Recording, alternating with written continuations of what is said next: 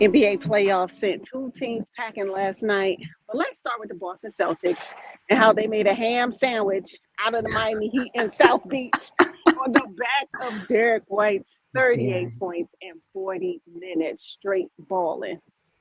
Derek White said, I got this one. Jays, yeah, I got it. I got it.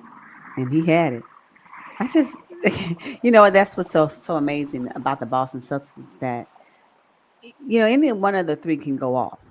And I say three, and Kristaps Porzingis is okay. He can pretty much go off as well, too. So maybe any four can go off. But it was amazing. And I think that the Boston Celtics, they are not going out without a fight, and they shouldn't. So, Yeah, but they're gonna feel Porzingis' injury. I don't mhm. know if he's gonna be out for a while, but you know what? His it didn't look good.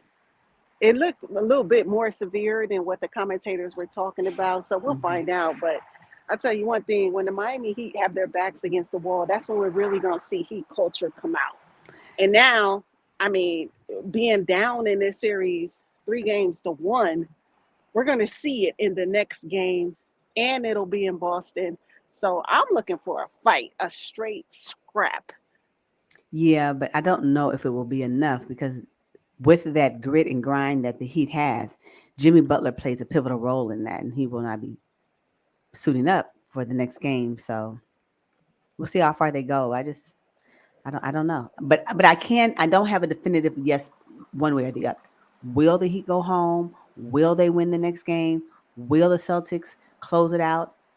With the Heat, it's hard to come up with an answer for that because you just really, as you mentioned, you just don't know.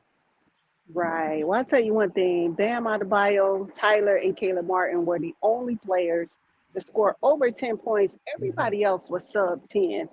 That's Yeah. just not going to cut it. Whether they, play against the Celtics and make it a seventh, make it to the seventh game, Hmm. or if they move on to the next round. I mean, you got to have more contribution from everybody else because it's easy to key in on Tyler Hero and Bam Adebayo, and sometimes maybe Caleb Martin. That's why you got to have a well-rounded, effort from everybody. This next game is a prime opportunity for Duncan Robinson to get together. Prime opportunity. If you want to be able to redeem himself, the next game will be it. Well, we'll Exactly. see. He's been up Exactly. and down his I know. entire career. Well, I know. mostly we we talked about it years ago when he signed that 5 year, $90 million Hmm. deal. Mm, mm, mm. Good It's a shame. contract turned bad real quick. Real, So real look, quick. the Boston Celtics got the victory 102-88. Now lead 3 games to 1. But that next game, OKC and the Pels, I mean, the Pels, they didn't put up any fight. Let me tell you, Lou Dort's defense on Brandon Ingram was was unbelievable. I mean, he held BI to I think 9 points, just terrible from the field. 2 for 14 from the field on the back of Lou Dort's defense. Crazy masterclass. Crazy. I don't know, but if you think about it, Brandon Ingram has been up and down during this whole series anyway, so it didn't take much. I don't want to say effort because Lou Dort had to extend effort in order to guard Brandon Ingram, but not a whole bunch because he probably already sized him up. I mean, well, I will say this though: the Pels pretty much hung with OKC up until the fourth quarter, and that's when OKC outscored them 27 to 18 points. And when all starters for OKC were in double figures, and with Brandon Ingram struggling, that was the game right there. As Zion Williamson looked on from the bench, I mean, he was looking like, if only I could be out there. You know what I'm saying? Right, exactly. It's so sad that every season we go through this with Zion. Every season, it's really sad. It's really sad. He's borderline letting down the fans of the New Orleans Pelicans. Borderline letting them down again. Well, You know. yeah. Well, he lucky he's playing in New Orleans because if he was in one of them big markets, L.A., New York, Hmm. um, I He, think the fans would be a little bit more raucous toward him. but yeah, no, most definitely fans would have been downright rude. Hmm. Right. So your squad, OKC, swept the Pels And 4 games to 0. I didn't expect it to be a sweep. I think I had OKC coming out of this, but I didn't think it would be in this dominating fashion. what were we thinking? Let me see. I had OKC in 6. You had OKC in 5. Who knew it would be OKC in 4? That's crazy. Right. And at the time that we made that prediction, Zion Williamson was going to be out for the series, right? We weren't sure at the time. We weren't sure at the time. We weren't sure. Oh, okay. All right. Hmm. Well, nonetheless, hey, OKC moves on to the next round, and they will play the winners of the Clippers and the Mavs. Now, that is going to be a challenging matchup for them either way it goes, because what I've said and what I've noticed is OKC plays really well against those young teams, Uh-huh. but when they have to play against a team that plays slower, more grown man strength, I think that's when we'll see a little bit adversity. And I don't know how OKC will do, but that remains to be seen. All right, so let's move on to I would say the second sweep of the night, but it was a gentleman's sweep. The Hmm. Denver Nuggets and Jamal Murray did it again. Oh, that Jamal Murray, boy, I tell you, he came through just like game 2, except in a different position. Same setup. Oh my gosh, what a clutch performance from Jamal Murray. It's unbelievable. I can't believe that he wasn't in the running for Clutch Player of the Year. How did Steph Curry beat him out? Because Jamal Murray definitely has a clutch gene, and I'm Hmm. pretty sure he saved a lot of games for the Denver Nuggets, but none more important than the last two clutch performances where Hmm. he basically put his team up. And now we're looking at the Denver Nuggets closing out the LA Lakers and King James, and moving on to the next round to face the Minnesota Timberwolves, which will definitely be a more competitive matchup. Oh, absolutely. Absolutely. Yeah, the Lakers didn't get much from their supporting cast, although they hung with Denver for the most part. But when Hmm. AD went down with his shoulder, I was like, all right, there it is. Yep. There it is. AD never fails. All the grimacing, the grabbing of the shoulder, the holding it down to his side like his whole arm was broken. I'm like, is this guy, does he have low pain tolerance? Or is he just, what is it about AD? I don't know. I saw this.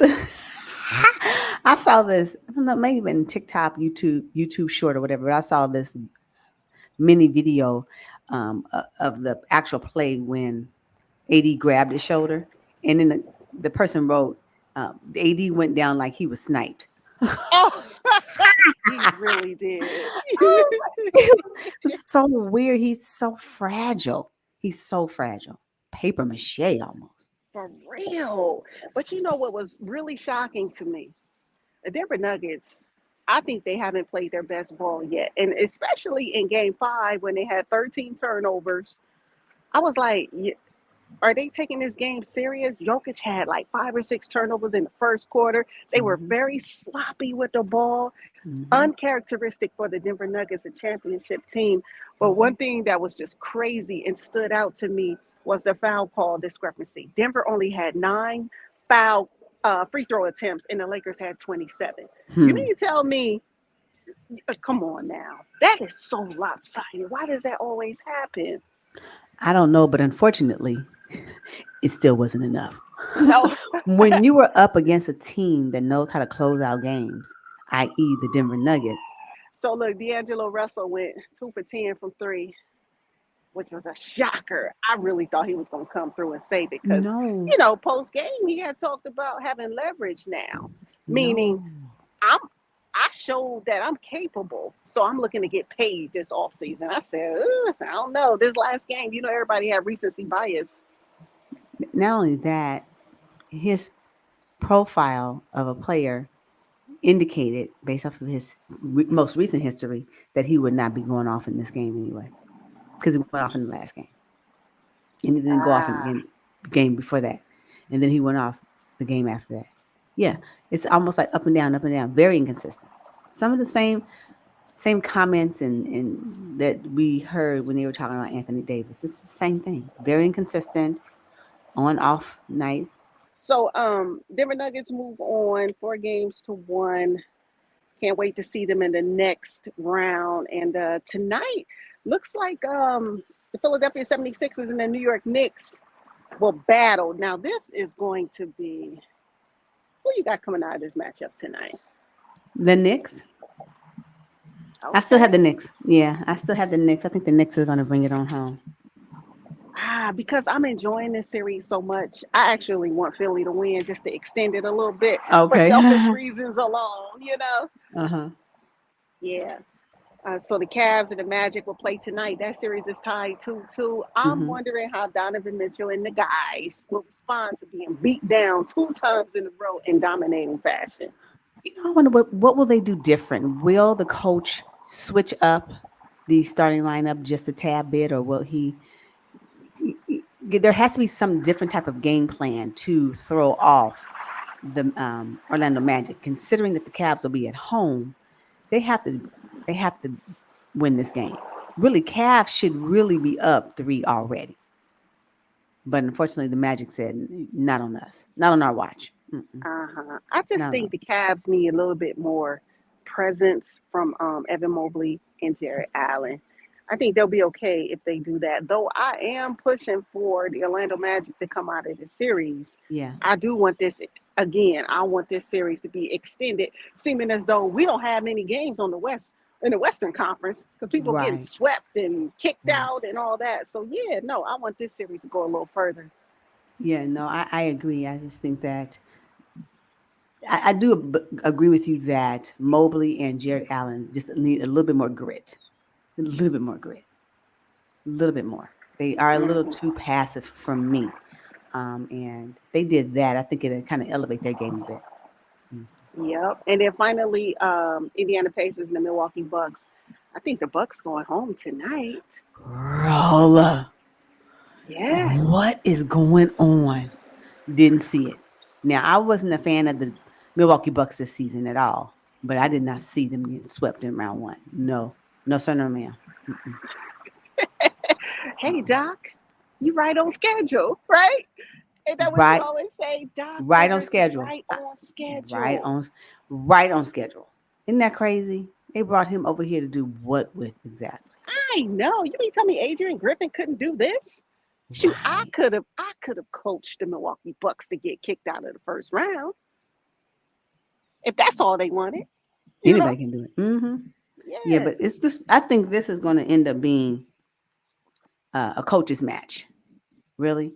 And what will um, Doc do differently, considering that he is going to be without Dames? I don't think Dame is playing, right? Hmm. Giannis is still questionable and out with his injury, and and Chris Middleton is hobbled. Let's just be honest. Yeah. So now we looking for Bobby Portis and Lopez to do something. I Hmm. mean, it's just not enough. It's not enough. Well, I hope the Pacers move on in this series. I think I did choose them. I think I picked them to come out of this series. And if I didn't, I got new information. So now I'm choosing them. No, new information requires different a new answer. Let me see. Yeah. You had no, you had Pacers in 7. Oh, yeah. I have Bucks in 6. It ain't gonna happen. Oh, That ain't gonna happen. Again, I have new information, and what my eye test is telling me is that the Bucks will be going home in 5. all right, cool.